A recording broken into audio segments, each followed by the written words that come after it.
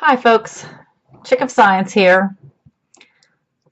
I've been thinking a lot lately about the fact that I teach and the things that are happening with safety in schools around our country. I started my first full-time job in the 98-99 school year in a school near the city of Pittsburgh, just outside the city of Pittsburgh. I struggled a lot that year. It was a difficult place to work, but we didn't have any issues like the one that happened in April of that year, which was when Columbine happened. And at the time, I remember we heard about it and we turned the TV on, and I remember watching it with some of my students, the news that was being reported. And everybody thought, wow, that's crazy. But I don't really think that, at least among most teachers, I don't think that we really thought it was going to be something that we would ever have to really think about. Wow, that's crazy. That's so sad for those kids at Columbine and the adults that were killed. But, you know, it just seemed like such a far out incident that I don't think I felt the need to worry about what I was doing at school. I know that I didn't think about what I would do in that situation. It just seemed like it wouldn't happen to us. And I know a lot of people feel that way about a lot of different things. You know, well, that won't happen to me. It's not something I should have to worry about. But over the years, there have been more and more and more school shootings. And after Sandy Hook in 2014, I know that for me, it started to become more of, wow, this really could happen anywhere, and I better think about what I would do in this situation. And I've thought a lot about it, and I have to tell you that a few years ago, my school district had a training where they brought in agents from the FBI and they ran through different scenarios with us. They had weapons that were loaded with blanks. They wanted us to be able to hear what it sounds like to have a weapon go off in your school. And they, the first thing that we actually did before we actually went through any drills where there was an active shooter in the building, they just moved around to different locations in the building and fired their weapon so that you could hear what it sounded like from different areas of the building from where your classroom was. And I know that when they did it several locations near where my classroom was, to me, it sounded like what you hear when a student drops their books. Like the clapping of the book when it hits the ground. That's what it sounded like. And, you know, kids drop their books all the time in a school.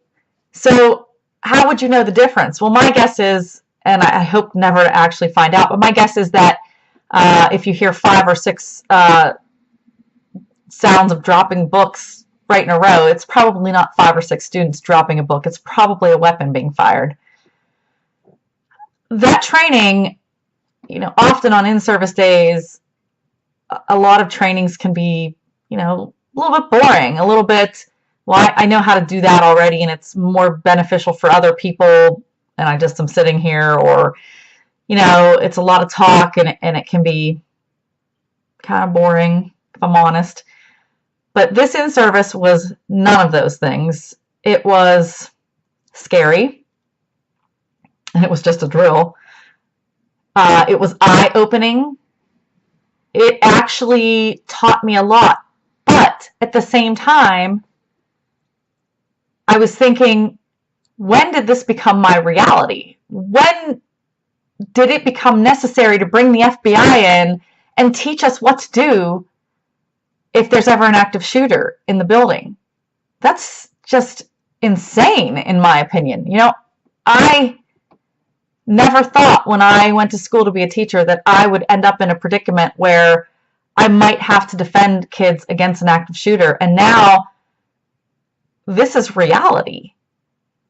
But that in-service, while it was very scary, it made me think a lot about what I would do in that situation, where I could hide the kids, where I could help them to escape if we had the opportunity, where the best paths would be to take. What types of objects are in my classroom that we could use to defend ourselves or to hide behind or to keep bullets out from entering us. I think often about, I wish I had a bulletproof door. I wish the glass on the door was bulletproof. I think about this all the time. I think about where I would lock the kids up. I think about jumping in front of them to keep them safe. At the same time, I'm a mother. I have a first grader and a third grader. And I know that if I took a bullet to save my students, they wouldn't have mother anymore. When did I sign up for a job where there is the potential to lose my life to save kids? I'd do it. I know I would do it because I care about my students and I want to keep them safe and I want them to live long and happy lives. And I do it because I want my own kids to be safe if something like that were to ever happen in their classroom. And they go to the same school district that I work in, and I know their teachers, and I know that their teachers would do the same for them that I would do for my students. And in some crazy way, that gives me comfort. But I know that my kids aren't happy about that. My daughter heard some things at school from some of her friends, and she came home and asked me about it, and we talked about it, and I told her how her teachers would keep her safe. And then she said, would you do that for your students? And I said, yes, I would. And she said, well, what if you got killed? And I said, well, that's a possibility. And she said, but I don't want that to happen to you. And I said, I know you don't, but I don't want it to happen to you either. And to me, it's more important to let these kids grow up and have a happy life. I'm not old, but I'm older than they are. And to me, that's important that I've had a life. I mean, I don't want to lose it anytime soon, and I hope I never have to be put in this predicament, but it is something that I think about very often. There's been a lot of debate lately about, do we ban assault weapons? Do we arm teachers? How do we get, mental health access? And all of these are good points, but it's just talk right now. After all of these shootings, I mean, why wasn't something done after Columbine? It's always the same thing.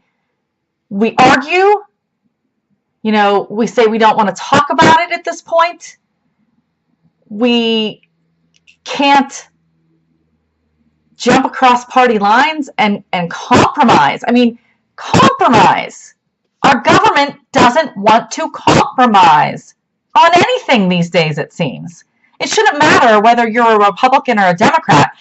You want your kids safe at school. You want to be safe at school.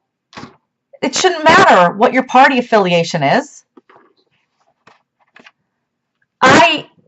Do I think assault weapons need banned? Yeah, I do. Do I think all guns should be taken away? No, I don't. My dad is an avid hunter, and I've been around his guns for as long as I can remember. Do I think that his guns should be taken away from him? No, I don't. Does he own an AR-15? No, he doesn't. I feel like there's all this lip service going on about why we can't ban assault weapons or why it wouldn't help. It would help. I don't care what anybody says. It would help. in the long run, it would help. Yeah, there are still people that are going to be able to access these things illegally. But I think that kids that are in a situation like this kid was in Parkland, I feel that he would not, if he was not able to legally purchase that gun, I think had it taken him longer to get it, had it been something that was illegal to purchase and he would have had to find other means, he may not have been able to get it. I mean, we don't know, if the kid was a criminal and had back channels. We don't know that. How do you know? Wouldn't it have been worth at least seeing if it would help? I mean, why is it, oh no, we can't do that, let's just not even try? How about let's try it and see? Marco Rubio says something about, oh, well, the gun makers get around that because they'll just remove this certain piece and then it becomes legal. How about let's redefine what an assault weapon is then? Maybe an assault weapon is something that fires more than 12 rounds a minute. I don't know. But there must be a way to redefine this so that it helps. Why are we not taking action? Why are we just letting it be?